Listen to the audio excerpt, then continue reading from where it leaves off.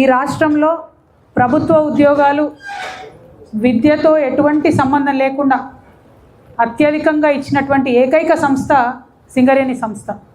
ఇప్పటి నుంచి కాదు, 127 ఏండ్ల నుంచి ఈ తెలంగాణ గడ్డకు బువ్వ పెడుతున్నటువంటి సంస్థ సింగరేణి సంస్థ.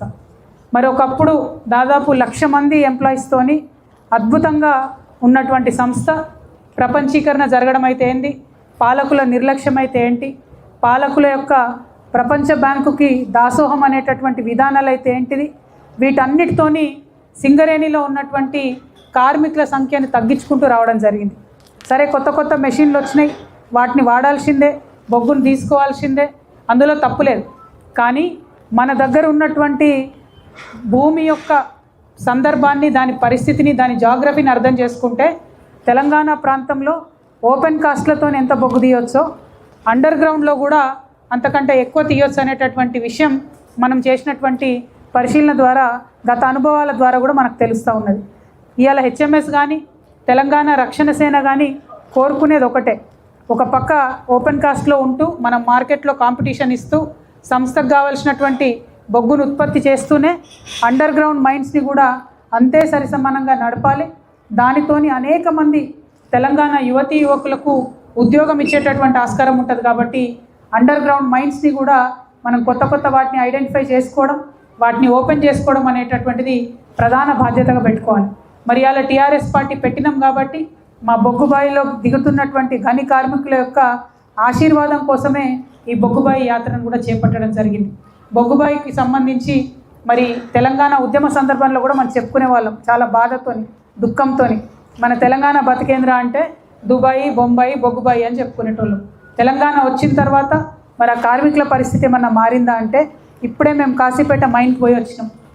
ఎక్కడ చూసినా మేనేజ్మెంట్ దౌర్జన్యాలు, ఎక్కడ చూసినా ఆనాడు బ్రిటిష్ కాలంలో ఎట్లయితే మన దేశం వాళ్ళను తక్కువ చేసి చూసిండ్రో ఇలా కార్మికులను అదే తరహాగా మేనేజ్మెంట్ చూస్తుందంటే బాధ అనిపిస్తూ ఉంది.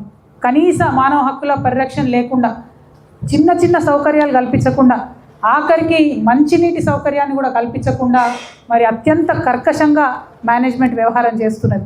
అక్కడ వచ్చినటువంటి ప్రతి ఒక్క కార్మికుడు కూడా ఒకటే మాట చెప్పుకొస్తున్నాడు, మాకొక రూలు, ఆఫీసర్లకు ఒక రూలు, మాకొక న్యాయం, ఆఫీసర్లకు ఒక న్యాయం. పని గంటల మీద కానీ దేని మీద కానీ కనీసం నియంత్రణ లేకపోవడం. ఏమన్నా అంటే నువ్వు నేను చెప్పిన పని చేస్తావా సస్తావా, లేకపోతే నీకు ఇలా అటెండెన్స్ అయ్యా అనే కాడికి వచ్చినటువంటి పరిస్థితి. ఏమన్నా ఇంకొంచెం గట్టిగా బలంగా మాట్లాడితే షిఫ్ట్ మార్చుడు, ఇంకా ఎక్కువ మాట్లాడితే సస్పెండ్ చేసుడు.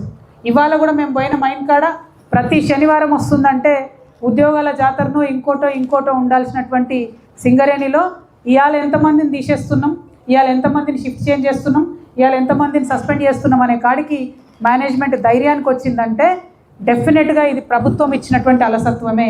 నేను కాంగ్రెస్ ప్రభుత్వానికి హెచ్చరిక చేస్తూ ఉన్నా, ప్రభుత్వం మీరు జోక్యం చేసుకొని సింగరేణి సంస్థలో ఉన్నటువంటి డబ్బును దోచుకుంటున్నారు, సింగరేణికి బకాయి పెడుతున్నారు, కానీ సింగరేణి కార్మికుల యొక్క రక్షణ విషయంలో మాత్రం మీరు కంప్లీట్గా ఇగ్నోర్ చేస్తున్నారు. నిన్నటిదాకా ఇక్కడ బట్టి గారు వచ్చిపోయినారు, ఆయననే పవర్ మంత్రి, ఆయననే గనుల శాఖ మంత్రి కూడా ఉన్నట్టున్నాడు. సింగరేణి అంతా మాత్రం ఆయన కనుసన్నలనే నడుస్తూ ఉన్నది.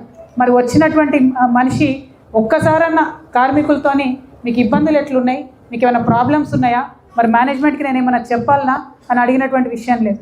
ఆ మ్యాన్ రైడింగ్ మెషిన్ అని ఒకటి ఉంటుంది, అది లోపలికి 3 కిలోమీటర్లు మైన్ల కార్మికులు తీసుకుపోయే మెషిన్. ఇవాళ మేము పోయి వచ్చినటువంటి కాశీపేటలో 300 మంది షిఫ్ట్కి కార్మికులు మైన్లకు దిగాలంటే కేవలం 70 సీట్లు ఉన్నాయి. ఆ 70 సీట్లు ఎన్నిసార్లు తిరుగుతాయి? 8:30 లోపల కార్మికులు లోపలికి పోవాలి, 8:30 లోపల దిగితేనే వాళ్ళకు మస్టర్ వేస్తారు, లేకపోతే వేయరు. అదే 8:30 కాగానే బంద్ చేస్తున్నారు.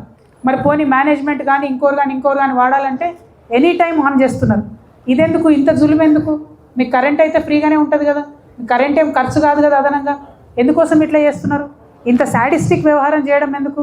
మీరు ఎక్కడన్నా చూడండి, వేరే దేశాలలో, అది పోలాండ్ కావచ్చు, చైనా కావచ్చు, ఆస్ట్రేలియా కావచ్చు, మీరు ఎక్కడ చూసినా కూడా కార్మికులు బాగుండాలి, కార్మికుల యొక్క హక్కులు పరిరక్షించాలనే ఉద్దేశంతో యాజమాన్యాలు పనిచేస్తాయి తప్పితే ఇంకోటి కాదు. సరైనటువంటి పని చేసేటటువంటి వాతావరణం ఉంటే మా తెలంగాణ బిడ్డలు, మా సింగరేణి బిడ్డలు భూమిలోకెళ్ళి బొగ్గు కాదు బంగారం తీసుకొని బయటకు వస్తారు. మరి అంత కష్టపడే తత్వం ఉన్నటువంటి ఆ బిడ్డల్ని ఇట్లా మేనేజ్మెంట్ హింస పెట్టడం అన్నది కరెక్ట్ కాదు. హెచ్ఎంఎస్ నుండి రియాజ్ అన్న తరఫున నేను రియాజ్ అన్న కలిసి ప్రతి మైండ్లో కూడా ప్రతి గనిలో కూడా మేము మిమ్మల్ని నోటీస్ చేస్తూ ఉంటాం. మేము కూడా అధికారంలోకి వచ్చే రోజులు వస్తాయి. ఆఫీసర్లు కనుక కార్మికులు ఇట్లనే వేధింపులు కొనసాగిస్తే ఫ్యూచర్లో కూడా మరి మంచి పరిస్థితులు ఉండవనే విషయాన్ని దయచేసి గమనంలోకి పెట్టుకోవాలి. ఎందుకంటే బొగ్గు తీయాలి కరెక్టే, కానీ దానికి ఏదో బాండెడ్ లేబర్ లాగా వెట్టి చాకిరీలాగా మీరు ఇట్లా చేయడం అన్నది కరెక్ట్ కాదు. భద్రత ఉండాలి వర్క్కి. ఆ భద్రత కల్పించే బాధ్యత కూడా ఇవాళ అధికారంలో ఉన్న పెద్దలు తీసుకోవాలని చెప్పి నేను డిమాండ్ చేస్తూ ఉన్నాను.